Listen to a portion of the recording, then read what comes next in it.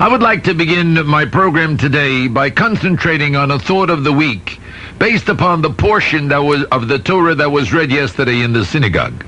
You know that these last weeks we've been reading the story about Joseph and his brothers, the way they sell him to Egypt, and the way he becomes the viceroy of Egypt, and the way his dreams become a reality, and the way they bring their father Jacob down to find out that after 20 years his son is still alive, and so on and so forth. In the portion of Vayigash which was read yesterday, we find that this is the first time that Joseph discloses the fact that he knew all along who his brothers were, and that he is their living brother Joseph. And he sends a message to his father to tell him that, "Oh, the Yosef Chai, tell Dad that Joseph is still alive." Now, when Jacob was struck with disbelief upon hearing the news that his beloved son Joseph was still alive, it was only when Vayar es Ho'agolos, when he saw the wagons laden with gifts which Joseph had sent, that the report seemed credible. Now, Rashi views this incident with an interesting perspective.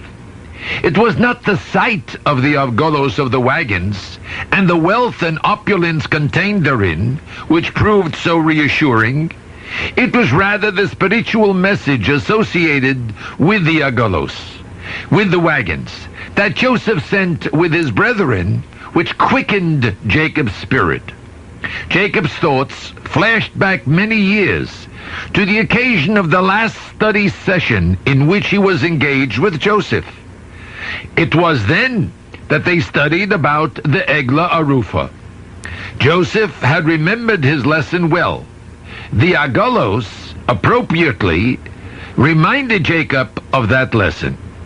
Now, what connection was there, however, besides the similarity in words between the Agala and the Egla?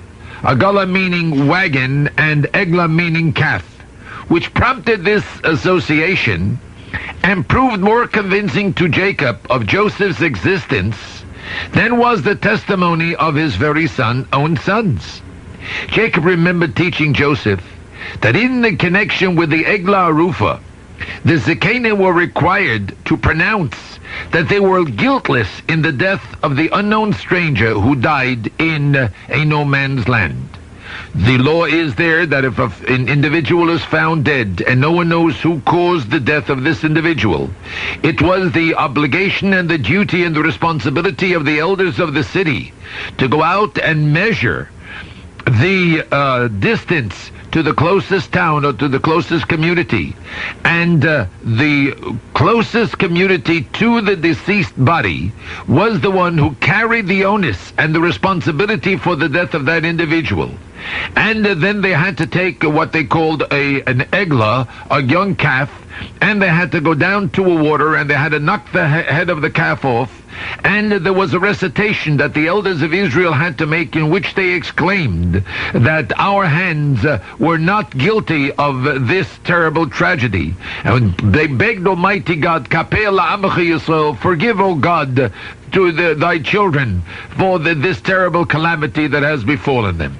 Now Rashi points out that the elders were in fact required to declare that they did not see this stranger when he came into town, and that they did not hasten him out of the city without adequate food and without accompanying him along the way. In other words, they had to pronounce that they were not even indirectly instrumental in causing his death. Understandably, if they did not provide him with provisions, they would be directly responsible for his death. But if they dismissed him below Levaya without accompanying him along the road, why should they be held culpable? The answer is that often one retains the will to survive, the will to fight back, only when he feels that he is recognized as a part of society. When the elders of the city ignore this man, when they refuse to escort him to the gates of the town with a few encouraging words, they thereby destroy his self-respect. He needs that encouragement, and they deny it to him. Deserted Dejected and forlorn, he leaves the city to face the hazards of a lengthy journey, not really caring whether he lives or dies. Who knows whether his subsequent death was not a direct result of his despair and desperation. Hence, in the performance of the Egla Arufa, the ritual, the elders are required to declare that they are not guilty of such evil behavior. My friends, very often in life, by our indifference, we are guilty of destroying a person's will to go on. In business, in our social relationships, in our family life, sometimes a good word, a little sincere encouragement will go a long way in resuscitating an individual's spirit. How often have you called your aging father or mother on the phone, for example, and told them to come over when they get a chance? Do you not think that they sense your casualness and disinterest?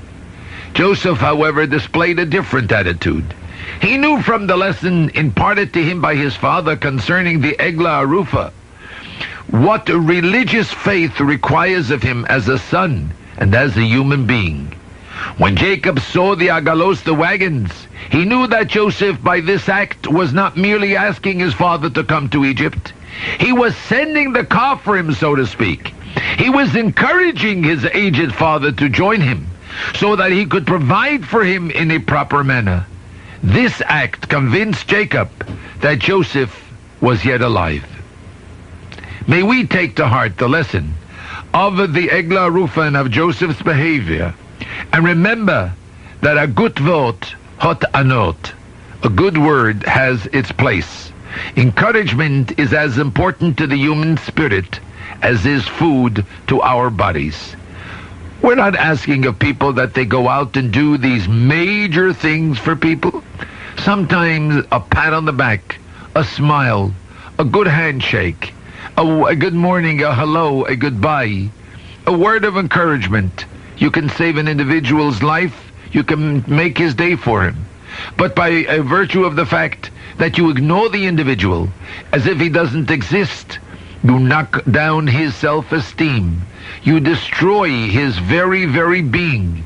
And this causes him, God forbid, to give up his entire hope in life.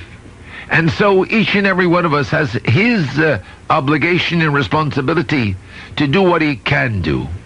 And each one can do. You can't say that, what do you want from me? I can't do it. You could do it. And it's your responsibility to do it. And you must see to try your best in doing what you're doing. It doesn't cost you any money, doesn't cost you any health, doesn't cost you anything except just being nice to someone. And by being nice to someone, you are giving that individual new life.